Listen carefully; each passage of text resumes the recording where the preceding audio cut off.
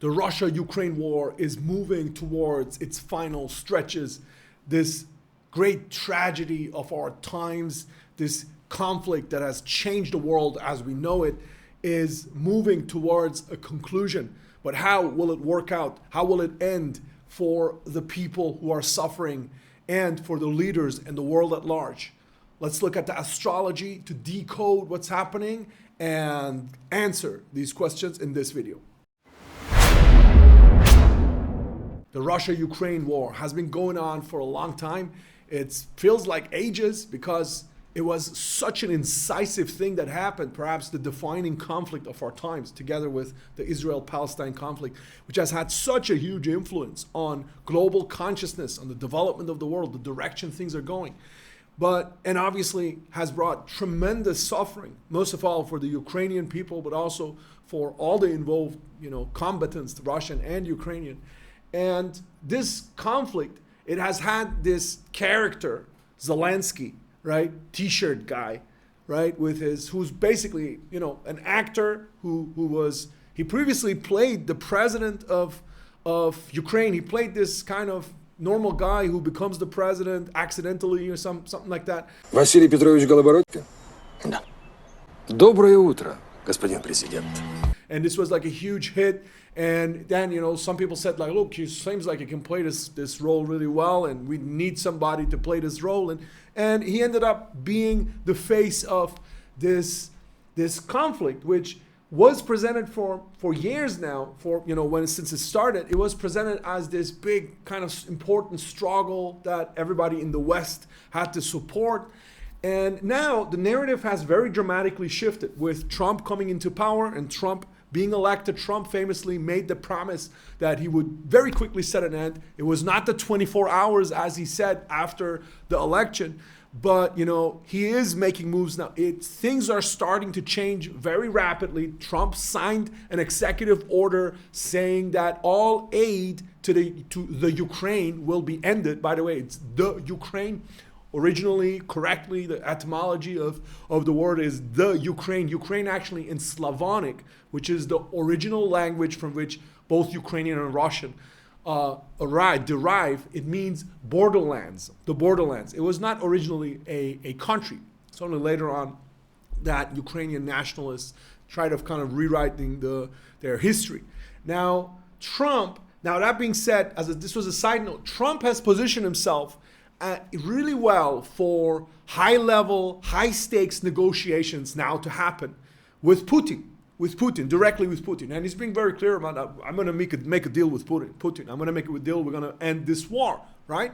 And Putin, on the other hand, he's been very clear to say that I will negotiate only with Trump. I will not sit down with the actor, with the clown, with Zelensky, whatever, right? He's nobody anyways. He's a nobody. I will not sit down with him. I will sit down with Trump only.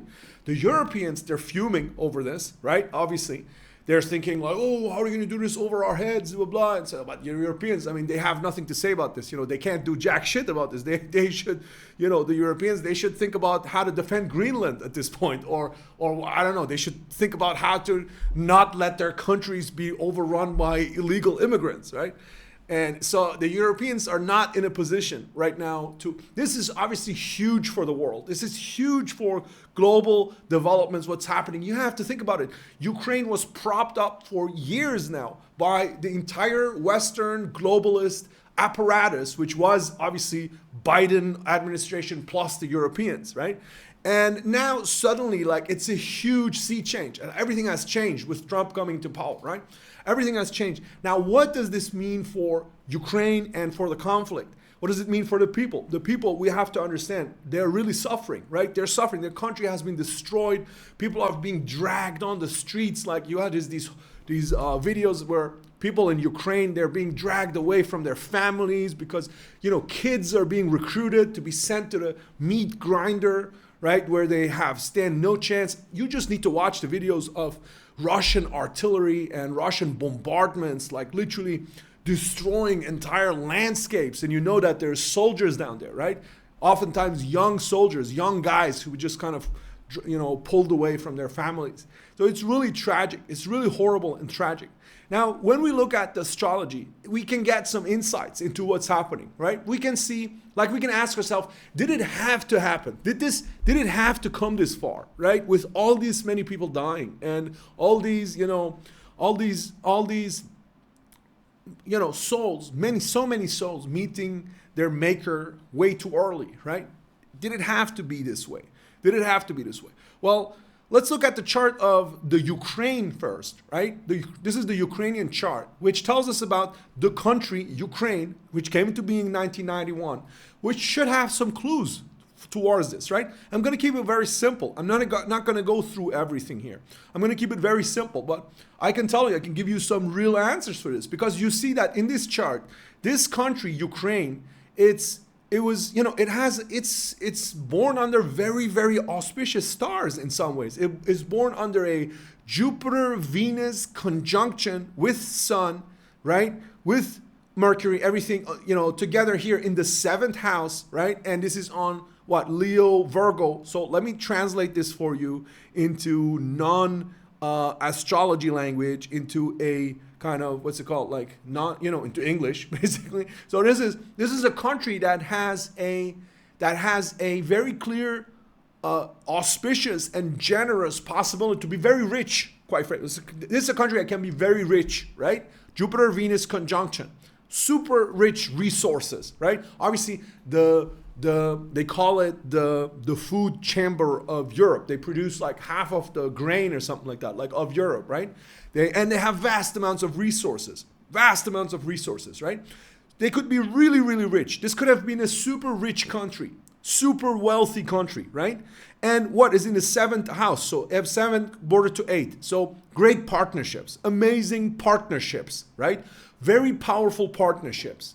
And then you have, what else? You have the people. So the people is the moon here, right? Moon is in opposite. You see, this is in a kind of a difficult constellation. You have this triangle here, right? It's called a T-square in astrology. So it's a difficult, tense, but dynamic aspect, right? And on the other side of that T-square, you got the moon, okay? The moon, the people of Ukraine, right? They are in a kind of problematic situation with this wealth of the country. They're not necessarily, but they could benefit from it.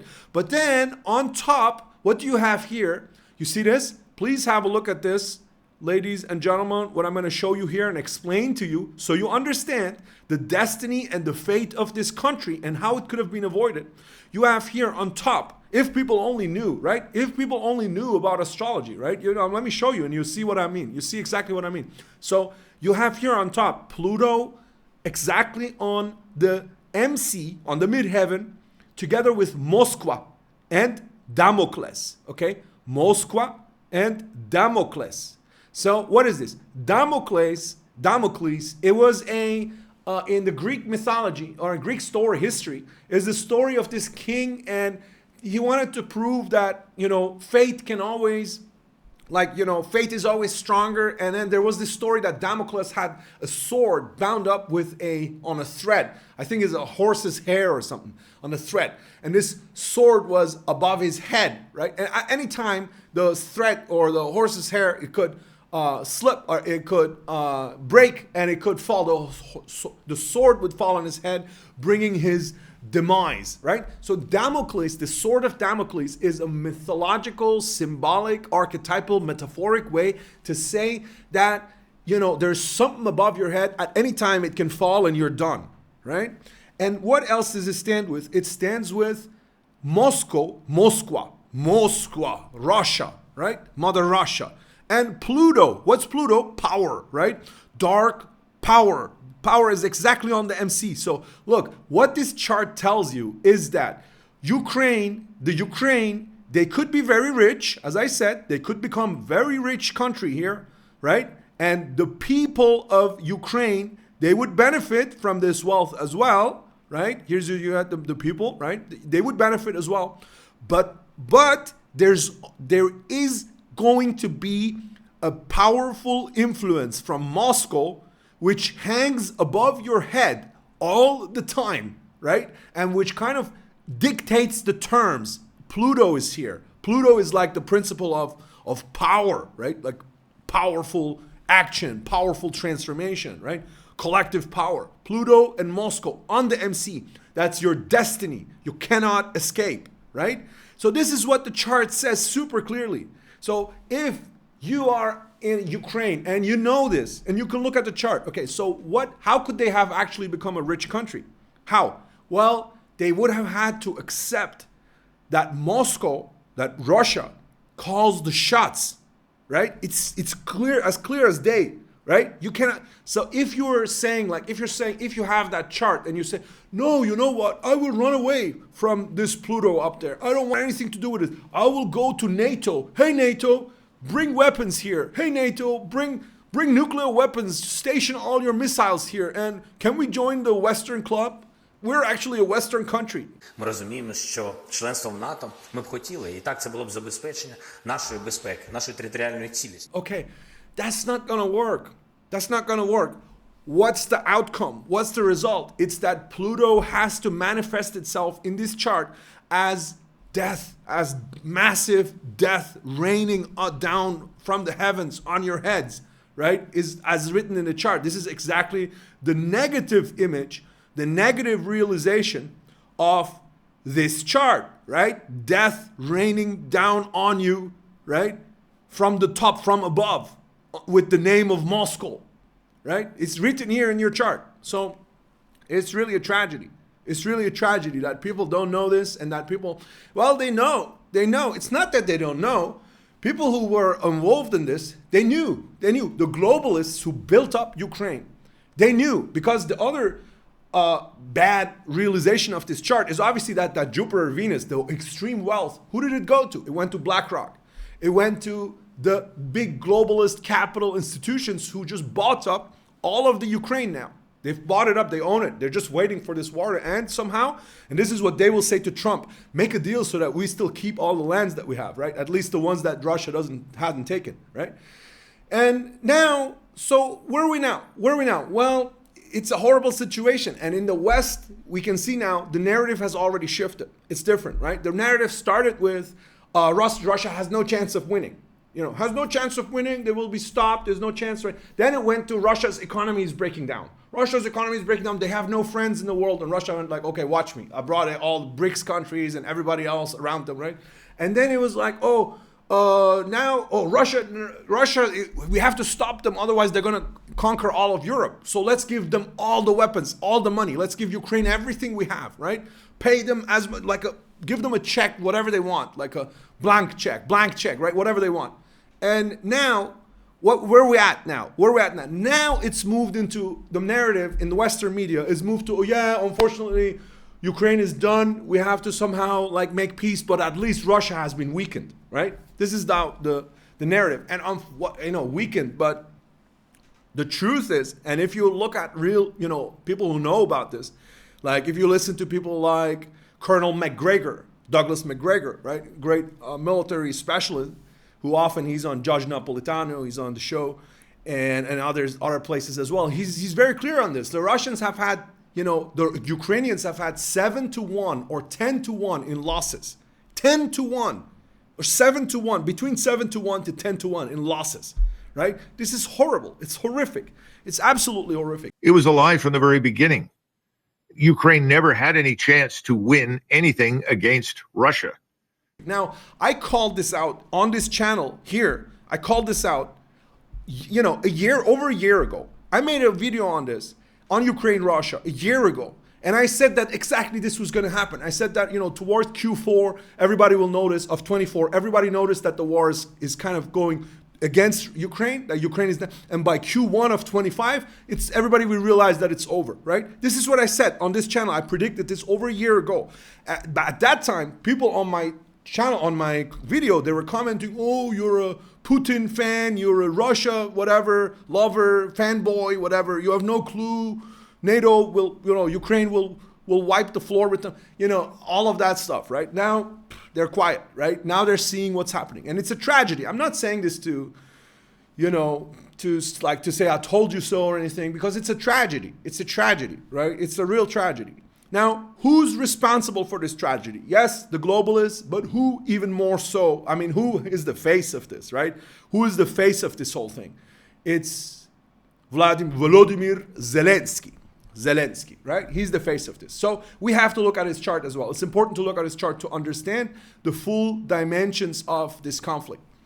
So Zelensky, this guy, if you look at his chart, right? What do you see here? What do you see here? You see somebody with a Sun-Venus conjunction. You see this here, Sun-Venus conjunction.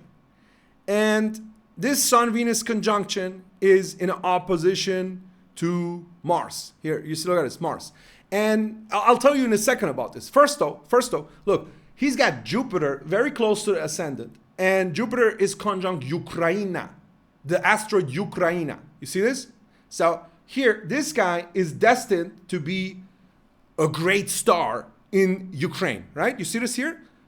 Jupiter with Ukraina on the ascendant. He's destined to be a great star in Ukraine, right? Now, is that a good thing? It's unfortunately a bad thing for the Ukrainians, right? The Ukrainians, his fame and his good fate is the bad fate of the Ukrainians, and you will see why here. So, with his Sun Venus, you're going to have somebody who is an actor, right? Fits perfectly. Sun Venus in Aquarius, right? He plays very weird, eccentric roles. He played some, I don't know, some LGBTQ characters and stuff before. And Venus with Sun, actor, fits, right? Obviously. But this Venus and Sun, what's it with? Hybris, right? Hybris. The person who thinks of themselves larger than they are. Icarus, the same thing. It's like, flying too far and too high for your own good, right? Klondike, gold rush, right?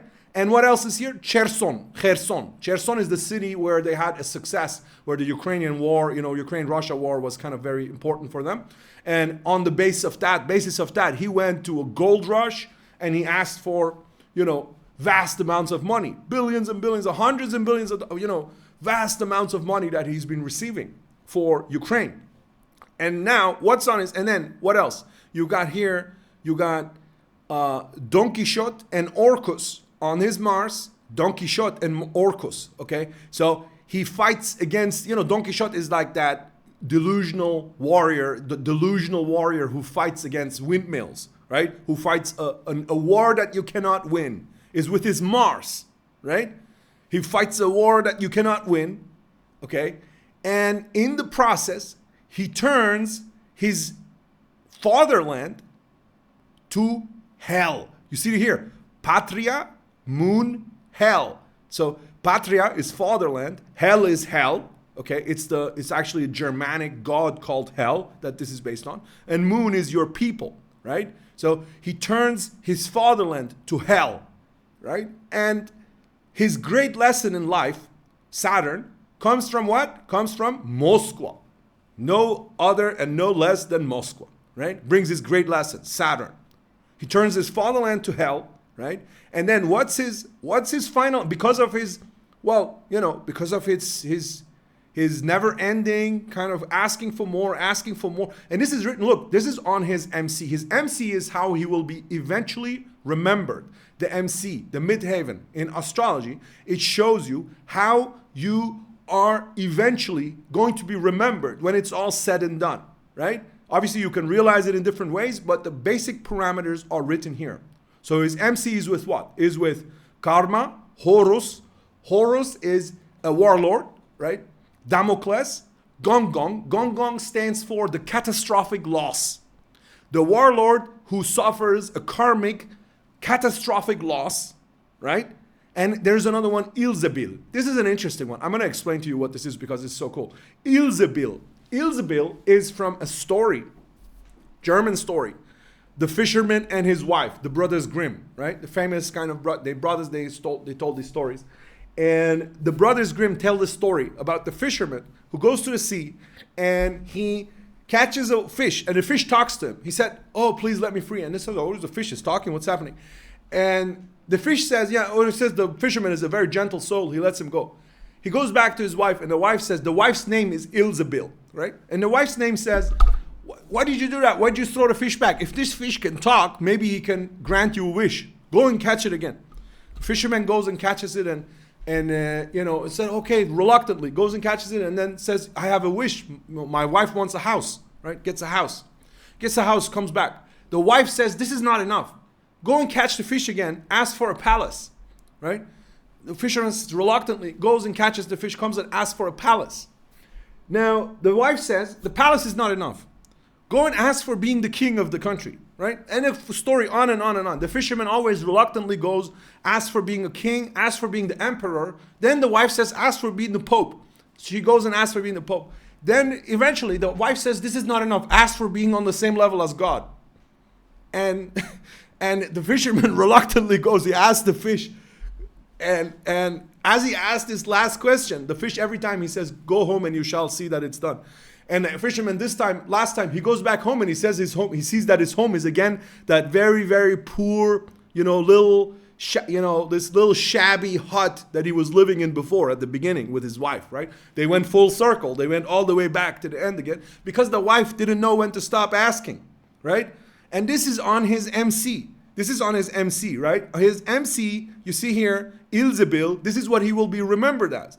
He will be remembered as, the guy who went, Bodin, give more money. I need more money, right? If you can't give us some financial support, okay, please, give us a credit and we will give you back money. And he kept that doing again and again and again and again until it was over.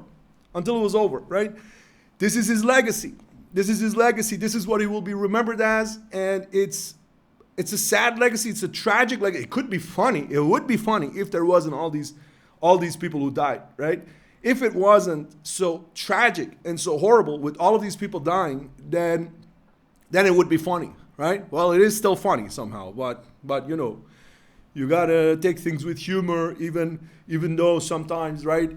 Even though they're tragic sometimes, right? It's like tragic comedy. It's like the tragic comedy of life, right? As Nietzsche says, calls some things, right? So now you got here a look. I'm going to give you a look on the outcome, on what's going to happen next, right? Because you're going to ask yourself, yeah, I'm already here. I didn't tell you what. You're going to ask yourself, by the way, if you haven't done so yet, subscribe to this channel. Make sure to like this video, comment on here. It's very important. It helps us grow the channel, right? It helps us grow the channel.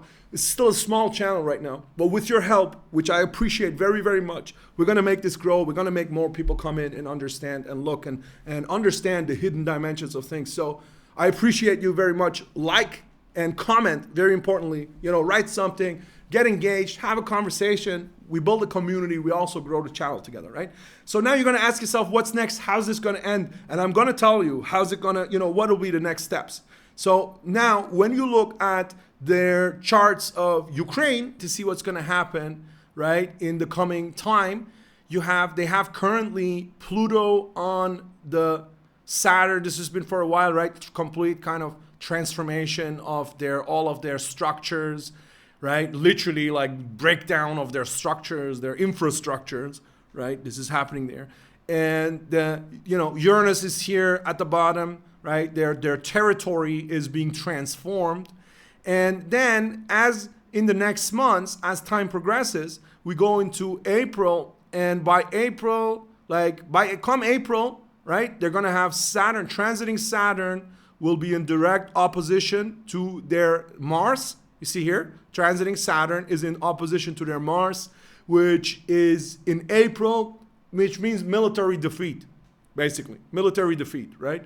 Military defeat in April, right? Clear and unmistakable. And then, right? And then because the other you have to know at the same time, throughout that same time window, the chart of Vladimir Putin, he has in April, he has, starting actually from now going, he has a very, very powerful time coming ahead, right? Very, very powerful time. But especially in March and April, when Jupiter is here trying all of his power planets, right? And out of the 8th house, he's going to make a lot of big moves and big deals. And he's going to make some deals that will expand his sphere of influence and give him more resources, right? More 8th houses resources, right? Shared resources. He will get a lot of extra resources for Russia, right? Through deals that he's gonna make some very powerful deals in April around that time, right? So this is added to that as well. And you know that it's not gonna end well for Volodymyr Zelensky, because Zelensky himself, he is also, I mean, you know, he was fighting this whole time here. He was fighting the whole time with Pluto being in an exact opposition to his natal Mars, right? Which is basically like, means like you're fighting against overwhelming odds, overwhelming power. Look, like pro tip, do not start a war when you have a Pluto opposite Mars transit. Okay? Like, okay, I mean, this guy clearly does not have an astrologer, right? Clearly. Like, okay. So, but anyways, this is, no, okay, he fought against overwhelming odds. And then what happens next? Well, you know, sort of mid-year, did I say this? I didn't say this in the Ukraine chart. The Ukraine chart, right? In the Ukraine chart, I think I didn't say it. You have by like summer, comes summer, okay? Like June, July, here, July. By July, you have Uranus, transiting Uranus in direct square to their sun. Sun in a country's chart stands for the leader. Uranus stands for revolution and change, right? So by July, August, by summer, come summer, is when Zelensky will be out of power, right? Out. Zelensky will be out by July. At the latest, if he can keep himself that long. By July, he will be out, right? So July, August, around that time. This summer, basically, he will be out, right? If he can keep himself that long. And after that, I'm not going to look into the future. The next couple of years look very difficult for him, right? God knows better what his fate shall be. You know, if here he has to actually go through pain and suffering to make up for, you know, the pain that was caused, the suffering that was caused. You're going to say he was a hero, he was defending, you know. No, you know, this is not true. This is not true. You just need to look into it a little bit deeper, right? He embezzled hundreds of millions of dollars, right? With houses all over the world, right? And they closed down the Orthodox Church, and they went into churches, and they treated them very disrespectfully, right? And disrespected their own spiritual traditions, right? What else? They closed down on all media that was in any way critical. They had no elections. They have no elections, right? No elections at all. And you just need to watch the recent interview that he gave with Lex Friedman, right? Which is a comedy, you know, it's funny, right? It's funny, it's really funny, because in that interview, he's like, Lex Friedman's asking all these super softball questions. How did you feel about having no elections at all in your country, you know? And just all like how he is, super softball guy, right? And then he always just throws him all these questions, and he's like, you can see the end is near, and all of the drugs is taking a toll, right? And he's like, in this interview, he's going like crazy. He's like, no, what can we do? We have everybody's outside of 8 million people are outside. I cannot have elections when nobody's here, you know. And he's because we want elections that we want to trust. 8.5 million people went abroad. And what about stealing? You know, you're stealing, everybody's stealing. And Zelensky says himself in a video, nobody's stealing. If they're stealing, I kill them with my own hands. I'm like, what? Yeah, he's literally admitting there, he's executing people who are stealing just to kind of make a point that he's not stealing, right? Whereas, everybody knows their weapons ended up in all over the world, you know, all over the world. Hamas had their weapons suddenly, weapons that were sent to Ukraine, right? They just bought them on the black market. How did they get them, right? How did they get them? So anyways, long story short, the Ukraine can be a prosperous country, can be a rich country, right? But it needs to adapt and change, and its will in the coming time. And there will be, and I just hope and I wish and I send out my well wishes and my best wishes for the people of Ukraine who do not deserve the suffering that has been brought upon them by the globalists. They don't deserve that. They don't deserve being this pawn that they were made into. right? By corrupt actors who pretend to lead them, and by globalists who are using those actors for their nefarious purposes. The Ukrainian people do not deserve that. They deserve much better. They deserve much better. So let us send our good thoughts and prayers for a quick and good end, and as well as, good is very relative to say in this context, but as much as possible, right? To at least alleviate and reduce the suffering and not increase it even more in this situation. Now, I wish you all the best, and make sure to subscribe to the channel if you haven't done so yet. Like and comment and do all of that. Let me know in the comments what you'd like to see next in our analyses of the global theater that are going on, that we always bring the spiritual perspective to, so we can have that X-ray vision to understand how things that are happening in geopolitics are related and connected to God's plan, because that's what astrology shows us. Make sure to be there for the next ones, and take care of yourself. Be well. Bless up yourself. All the best.